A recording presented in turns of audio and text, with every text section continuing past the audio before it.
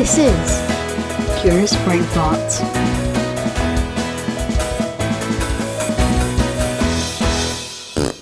Good day to you. Hello. Hello. Welcome, Paul. Welcome all. Paul and all. Paul. To welcome everyone. So anytime you say Paul, you mean me and all. And all. Welcome to Curious Brain Farts, the podcast where two ordinary people get curious about things that are in their brains. Great. I can't really be clearer than that. Well, great. So it does what it says on the tin. does it? Well, maybe you could read the ingredients label on the tin, please, Louise. Please, Louise. 14 With grams the of protein. cheese. Yeah. Oh, there you are. Look. Cheese, protein. Love that. Love that. So what was Curious Brain Fart? What are you on about? It's just a notion, a thought, an idea. Curiosity killed the cat, as we know. Sounds dangerous. It's banned off of the 80s, everyone. Get with it. Sounds dangerous. So curiosity is something that doesn't have judgment applied or attached to it. You're just gently taking a look, seeing wagwan. And that's it. Excellent. So, Paul, do tell, pray, do tell, if somebody has something that they're curious about, how can they let us know so that we can flap our gums about it? Very pleased you asked. Good. I'm very, very pleased you asked. What's the answer? Well, answers on a postcard to P.O. Box Curious Brain Farts. Oh, really? Cheltenham. Cheltenham? I don't know why. You don't have a town in a P.O. box. Okay. P.O. box. In that case, send us an email to curiousbrainfarts@gmail.com. So what should we talk about today? Yeah. Got any thoughts? Paul's just done a massive yawn, everyone. Yeah, we've already done tiredness, so we can't do that. Should we jump up and down? Should we do some star jumps to get ourselves energised? Do you know what I was thinking about, actually? That would be a great idea. What? We should record an episode after a couple of glasses of wine. That could be dangerous. I think it'd be great. And if there were any knobbly bobbly bits in it, then we always just put the E for explicit. You mean swearing? Swearing. I like a good swear. Sweary Sometimes only a swear word will do. Which is nice. Indeed. So, Paul, Yes. you're choosing the topic. Oh, right. Tell us what it is, please. No. That's the end of the podcast, everyone. Thanks for coming. Thanks for having me. So, something you and I were talking about, I believe this morning, was numbing. And how that sometimes shows up for us in different ways. And by that, I mean we might have had a bit of a rubbish day and we might take it out on a bag of crisps. I've never done that. Or a couple of glasses of wine. Whatever. To try and dampen down some of these other feelings that might be going on for us. So I'm wondering, Louise, have you looked up a definition? Yes, Paul. And it is thusly as so. Numbing, depriving one of feeling or responsiveness. Say again? Depriving you of feeling. Another big yawn, listeners. I'm taking it personally at this Good. stage. I should hope so. It's like massive cues going on here. Rude. Say again. Depriving of feeling or responsiveness. So, e.g., i.e., the numbing effect of alcohol. And that's not just physically, it's obviously emotionally as well. As well. So, Well, I mean, this is going to be a short episode because we've got no experience with numbing. Never felt the need. I am actually currently reading the Myth of Normal by Gabor Mate, who is, in my opinion, a ginormous legend. You know, he wrote that with his son, He did. Daniel. Daniel Mate, who narrates the book on Audible. He does indeed. He does lovely rev accents. Well done, Daniel. So, that isn't the point. The point is that the numbing behaviour, and of course Gabor Mate, as many of you will know, is an expert on addiction. Sorry about the chomping noises. The dog is chewing at a toy called a Kong, which is a dog toy in which I have put some peanut butter to try and keep him quiet. He's actually making more noise Working than ever. really well. So brilliant, amazing. So yeah, Gabor Mate is an expert on addiction. What he is saying is, no matter how large or small that behaviour is, it's pain relief from unmanageable or unwanted feelings. So in that sense, numbing, I think, is on that spectrum. I'm not saying it's an addiction. Mm-hmm. It is, for me, certainly a well-worn behaviour path. So, yesterday I had some challenging things. I was very triggered by something that happened yesterday. And then I was talking to a friend of mine, and the same thing had happened to her, and she was similarly triggered. And we kind of fed off of each other. Yeah. And then, I realised on reflection, I was writing in my journal this morning, and then and only then had I decoded it, and I put myself in the victim place, and this other person was the persecutor of me, and etc., etc. And round the merry-go-round we go. And so last night, it felt very appropriate for me to have some wine and indeed crisps. Love that. So that's a nice bit of numbing that I do, and it's such a pattern for me, and I think for many of us would be able to relate. If I had a healthier numbing, if I was like, if I had a really bad day, I'm going to go on a 5k run, that would have a different impact on my health. However, mine is wine and crisps at this time, with the occasional bit of chocolate thrown in. So fine, whatever. The point is, it's a pattern I know, and I was talking to Paul about, what I would like to be different for myself is not to necessarily eradicate that pattern, but it is to be able to see it unfolding much more quickly, decode it faster, and interrupt it. Yeah. Yeah, absolutely. And, I've got, there's, I think, lots of different numbing things that I use. Similarly, love a bit of food and drink. Love that. There's this one isn't necessarily for me. There are people that I know who use exercise as a way of numbing. Actually, having said that, I suppose sometimes I do.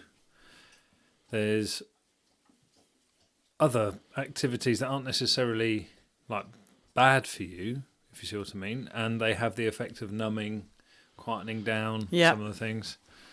And there's quite a big one around technology. The level of addiction that I have to my bloody mobile phone. I don't know what you mean, Paul. No, because Lou's never looks at her phone, ever. My phone hygiene's amazing. Not. Yeah, not if you take it to toilet. No, I know. Scrolling through Instagram while you're on the toilet. No one's ever done that. That's bad phone Listeners, hygiene. That's just bad hygiene, full stop.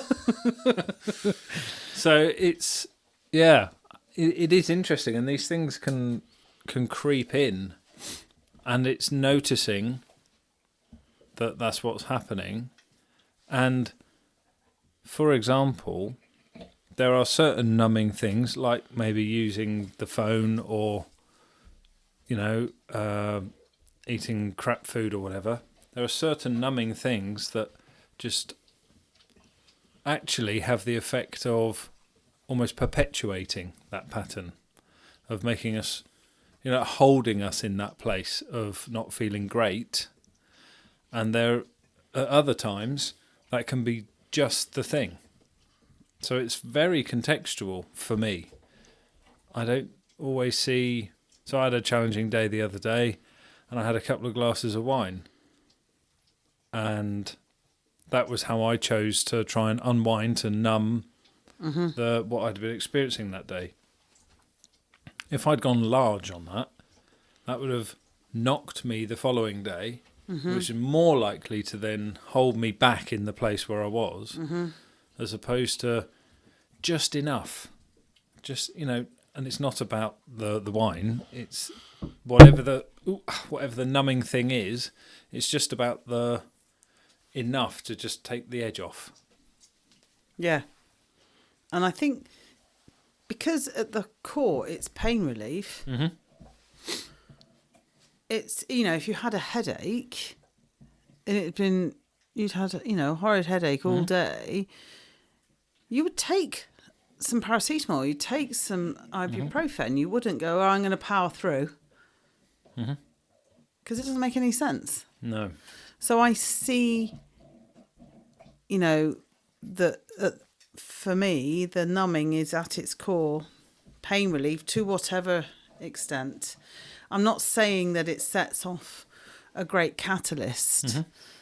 That's not what I'm saying, but I do really, really understand where it's coming from. And I think to approach it with compassion is absolutely key. Because without that, then I attach shame and judgment.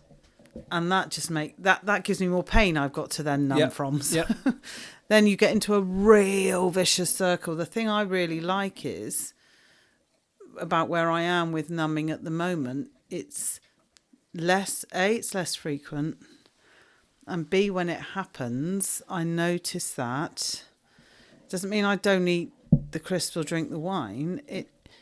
Although maybe one day I'll get to a place where it does mean that. It means A, it's more occasional, and B, when I do it, I actually then unpick it, albeit after the fact, and go, okay, what was happening there? Okay, I'm super clear.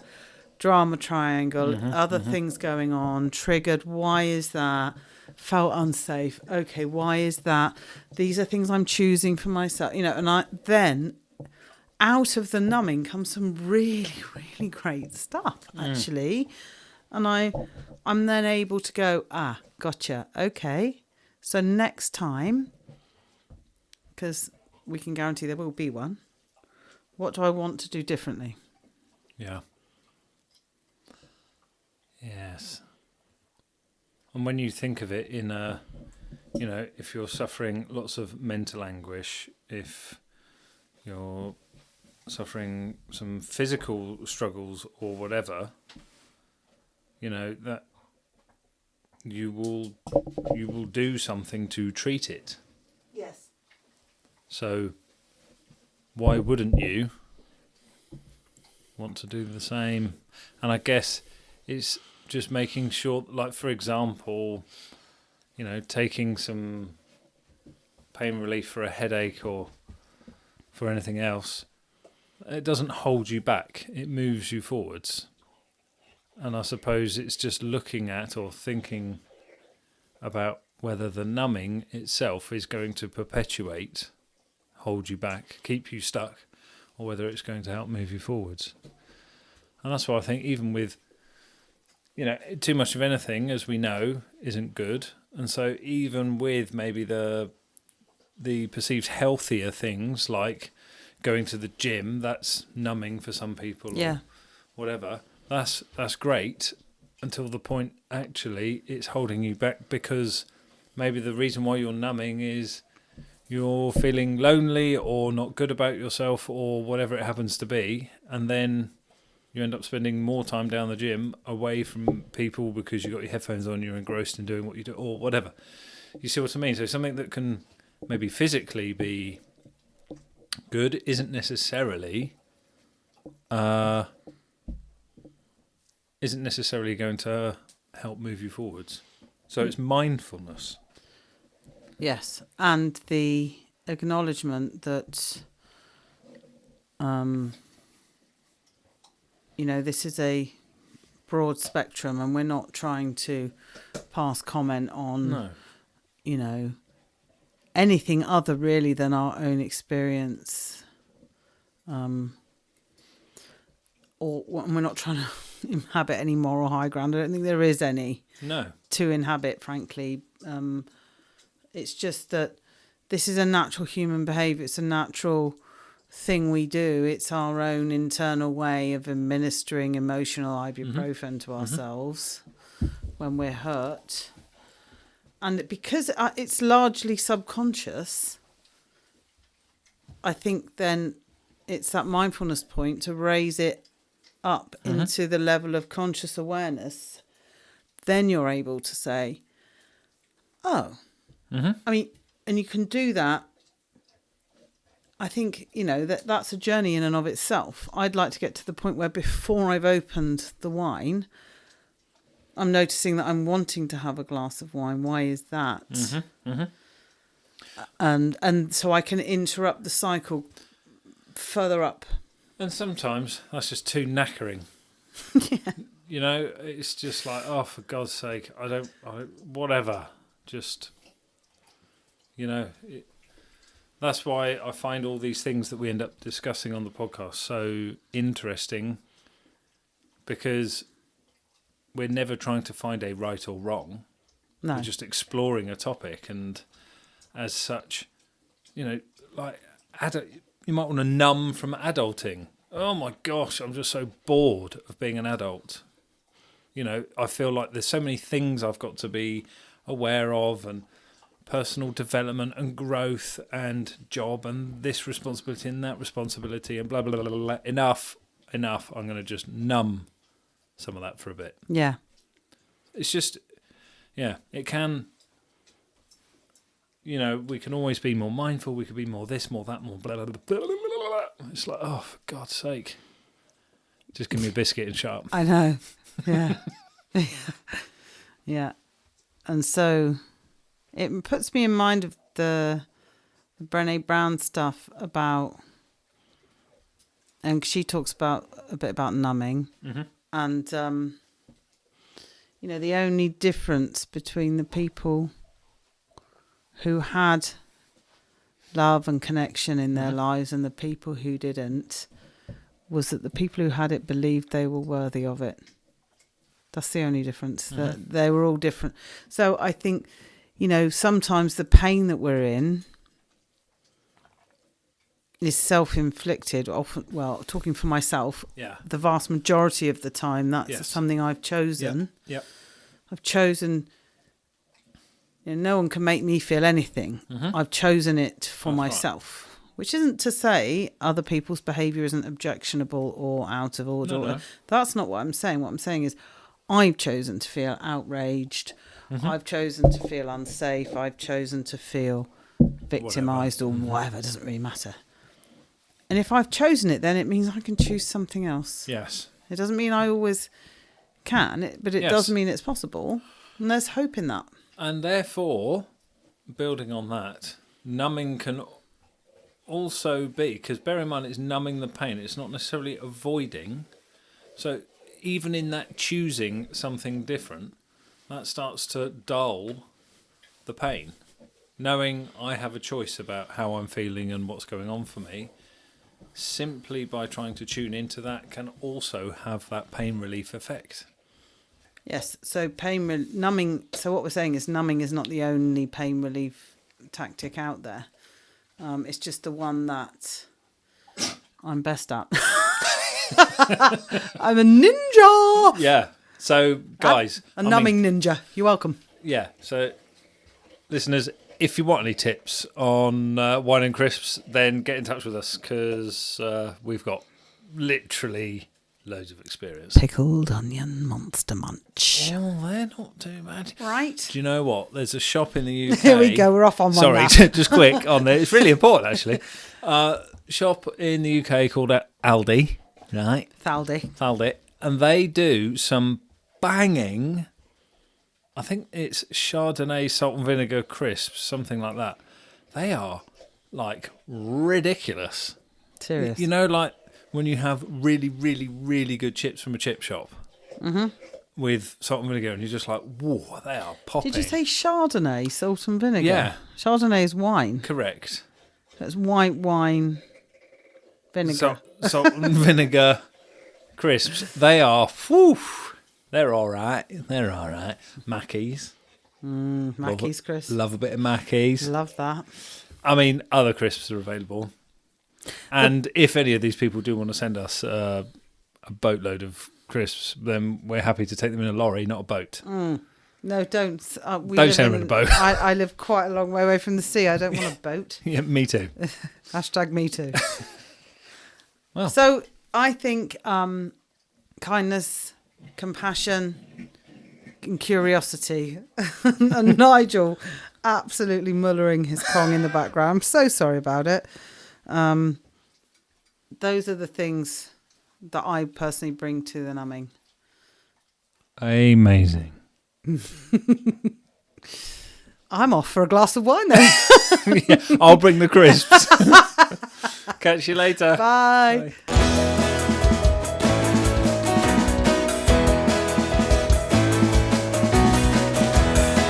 Curious Brain Thoughts.